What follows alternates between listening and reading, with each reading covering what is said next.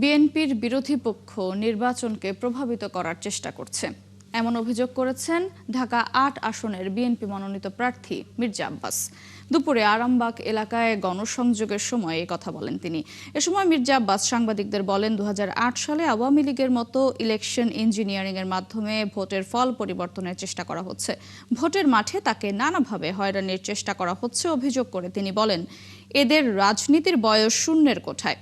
নতুন দলের এই নেতাদের কোনো নৈতিক কৌশল নেই বলেও মন্তব্য করেন বিএনপির এই সিনিয়র নেতা। বিরোধী পক্ষ যারা আছে তারা একটা আওয়ামী লীগের মতো ২০০৮ সালে যেটা হয়েছিল সেভাবে নির্বাচনকে ম্যানিপুলেট করার চেষ্টা করতেছে। ইলেকশন ইঞ্জিনিয়ারিংয়ের মাধ্যমে ফলাফল পরিবর্তনের চেষ্টা করতেছে।